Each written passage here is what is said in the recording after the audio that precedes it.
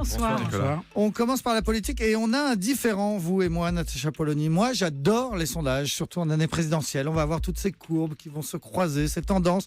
Vous n'aimez pas les sondages, en particulier celui qui est paru ce matin, le sondage Sofres dans le Figaro, qui teste presque toutes les hypothèses possibles, y compris avec Emmanuel Macron comme candidat. Et vous nous dites que ça ne sert à rien. Écoutez, oui, c'est celui-là qui illustre en fait tous les autres. Regardez-le, il y a des tests donc de premier tour avec François Hollande et Emmanuel Macron, ce qui est hautement improbable, avec Hollande sans Macron, avec Macron sans Hollande, Alain Juppé vainqueur de la primaire, Nicolas Sarkozy et du coup François Bayrou, Nicolas Sarkozy sans François Bayrou. Alors honnêtement, on se demande qui sont les gens qui ont eu la patience de répondre et qui ont eu la concentration suffisante pour envisager toutes les hypothèses. Moi, je ne connais personne qui soit capable de ça. Mais vous avez vu les commentaires. Du coup, une candidature Macron est crédibilisée, Emmanuel c'est du sérieux. Or, souvenez-vous, en 2006, c'est exactement comme ça que Ségolène Royal avait installé l'idée de sa candidature. Un sondage au sortir de l'été qui la mettait seule en position de battre Nicolas Sarkozy lors d'un second tour. Écraser les Fabius, les Strauss-Kahn, les Hollande. Et puis cette fois, c'est rebelote. Alors pour le coup, là, cette fois-ci, celui qui est écrasé, c'est Arnaud Montebourg. Mais peu importe qu'on ne sache pas si primaire il y aura, qui sera candidat, qui aura remporté celle de droite, et si Nicolas Sarkozy sera occupé à répondre au juge. En fait, il y a ceux qui ont une chance, pour qui il est utile de voter, et puis il y a les autres. C'est ça que ça nous dit, les sondages. Oui, mais vous savez ce que répondent les sondages, et que je partage d'ailleurs. Les sondages, c'est une photographie, et ça montre éventuellement des dynamiques. Oh, vous avez bien appris, ça c'est le nouveau discours des sondeurs pour expliquer qu'ils se plantent à chaque fois. Mais c'est surtout que, honnêtement, est-ce que vous aviez besoin d'un sondage pour savoir qu'il y avait un engouement pour Emmanuel Macron ? Non. Tout le monde le sait. Et en revanche, ça ne nous dit absolument pas si c'est un feu de paille, s'il y a une assise électorale, rien. Mais ça permet de vendre... Ça dit qu'il serait devant François Hollande à un premier tour. C'est quand même une information. Non, mais sauf photographie. Voilà, photographie, à un moment où on ne sait rien de son programme, à un moment où on ne sait pas s'il y aura un espace. Donc ça permet de vendre du papier, ça permet de faire du commentaire, mais ça se relève quand même, honnêtement, de la drogue dure pour les journalistes, quoi. C'est-à-dire que ça participe en fait à la concurrence entre médias qui crée des bulles médiatiques. Les autres en parlent, donc il faut qu'on en parle aussi. Et surtout, et c'est ça moi qui me semble frappant, c'est que c'est l'illusion de la scientificité pour se rassurer, pour se dire qu'on est objectif, pour se dire qu'on parle sur du solide et du concret, et donc qu'on n'est pas dans l'idéologie. Alors vous prenez quoi, qu'on ne parle plus du tout des sondages ? Pas tout à fait, mais disons avec un tout petit peu de plus de modération. Je préfère que le journalisme, moi, s'intéresse aux idées, aller enquêter sur les électeurs, sur leurs angoisses, sur leurs espoirs, les phénomènes sociaux. Il a fallu attendre, souvenez-vous, les travaux d'un géographe, Christophe Guilluy, pour que les commentateurs s'aperçoivent enfin, par exemple, que l'électorat FN avait changé. Bon, cela dit, mea culpa, je viens donc de vous parler d'un sondage. Alors, ce que je propose... Et je ne sais pas si Nicolas et François en seront d'accord, c'est qu'on fasse tous une cure de désintoxication. Alors, je ne sais pas si François et Nicolas sont d'accord, mais moi, non. Moi, j'adore les sondages et je le répète. Nicolas, j'aime bien les sondages pour ce qu'ils indiquent. Par exemple, là, ce matin, ils indiquent deux choses. Un, que Emmanuel Macron n'est pas juste un phénomène parisien de bobos et de journalistes. Et deux, que François Hollande est encore plus isolé que ce qu'on imaginait. Mais pardon, mais que ce soit pas un phénomène parisien, j'aurais pu vous le dire. Il suffit d'aller rencontrer des gens un peu partout en province, en effet, pour entendre leur discours. Ils disent qu'ils attendent quelque chose et qu'Emmanuel Macron a l'air nouveau. On n'a pas besoin d'un sondage pour ça. En tout cas, ce qu'on peut remarquer, François Clémenceau, c'est que les sondeurs français sont pas mauvais quand on les compare aux étrangers. Je pense aux Anglais, par exemple, qui sont régulièrement plantés.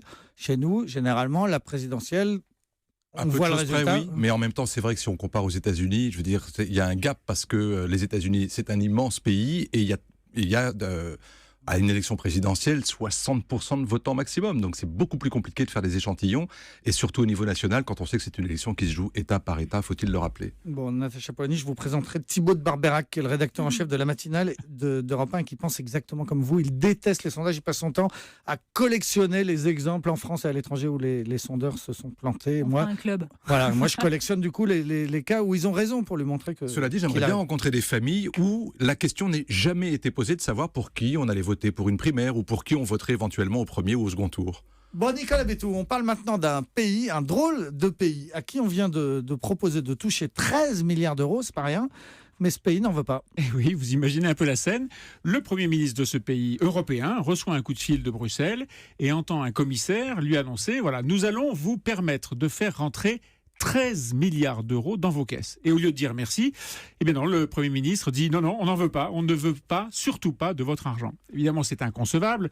D'habitude, les pays membres de l'Union européenne demandent de l'argent à Bruxelles. Et là, non, la Commission exige de l'Irlande, c'est de ce pays qu'il s'agit, exige donc de l'Irlande qu'elle reçoive 13 milliards d'euros de la part de Apple, des taxes qui seront prélevées sur Apple au motif que ce géant américain aurait dû les payer alors qu'il a bénéficié d'impôts sur les bénéfices ultra réduits.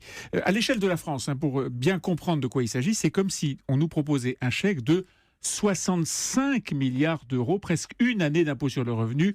Vous imaginez la fête à Bercy. Mais pas la fête en Irlande. Alors, ça fait quand même un sacré débat là-bas. Alors, il y a un vrai débat.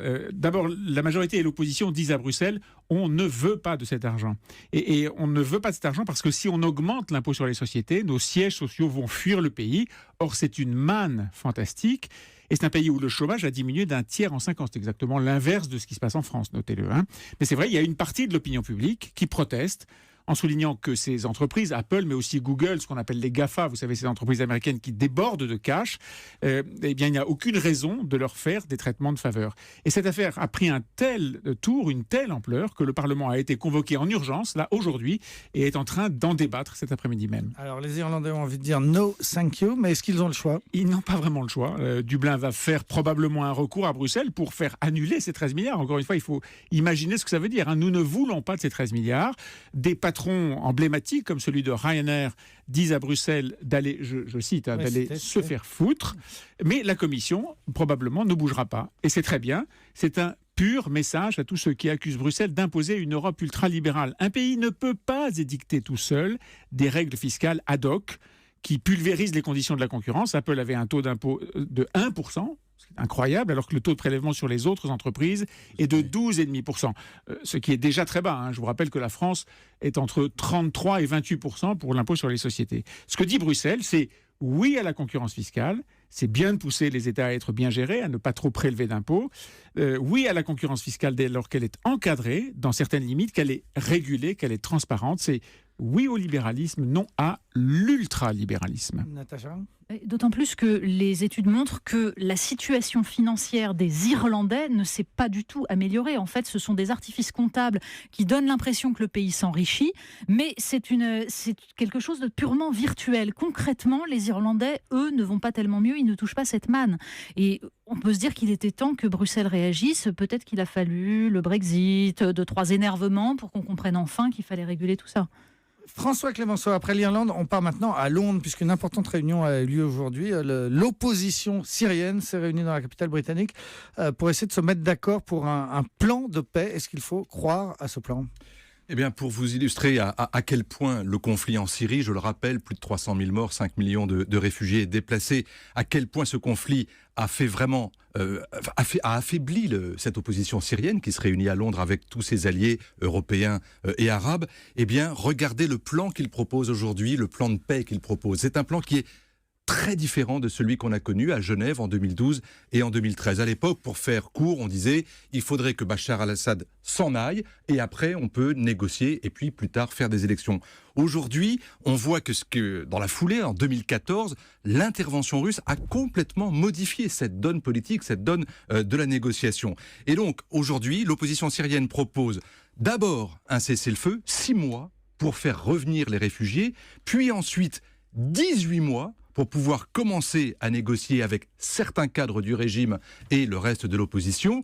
Et après seulement, on est là en 2019, des élections locales, législatives, présidentielles, avec les Nations Unies. On voit bien que ce recul dans le calendrier, ça montre à quel point l'opposition a perdu une bonne partie de son pouvoir d'influence sur les négociations. Ouais, ça paraît beaucoup plus modeste et du coup on se dit que peut-être il a des chances d'aboutir ce plan, non ? Et je crains que non, malheureusement, parce que l'opposition a été encore une fois très affaiblie par les bombardements, par les sièges, par les attaques chimiques sur le terrain. Elle est en recul, mais en même temps, c'est vrai qu'elle a toujours cette force de proposition qui propose quand même quelque chose qui est politique et pacifique et tout ça, c'est très bien. Mais évidemment, la réponse qu'on attend et la réponse qu'attendent les alliés de l'opposition, la France en tête par exemple, c'est évidemment la réponse des États-Unis et de la Syrie. On en aura un aperçu demain et après-demain puisque John Kerry et Sergueï Lavrov vont se voir à Genève, mais on voit bien que les États-Unis, d'ici le 8 novembre, c'est compliqué avec l'élection présidentielle, surtout ne pas mettre en porte-à-faux Hillary Clinton, et les Russes, en attendant, sont effectivement les maîtres du jeu, et tout le monde se dit que si jamais il ne se passe rien d'ici le 8 novembre, il y a de fortes chances pour que Vladimir Poutine en profite et, par exemple, s'empare d'Alep, la deuxième ville du pays, pour servir éventuellement de contrepoids à une intervention de l'autre côté, en Irak, à Mossoul, par les Alliés. Merci beaucoup. François Clémenceau, Nicolas Bétou de l'Opinion et Natacha Polony pour le quart d'heure des éditorialistes dans Europe Soir. Dans un instant, on part à New York pour le journal de la présidentielle américaine.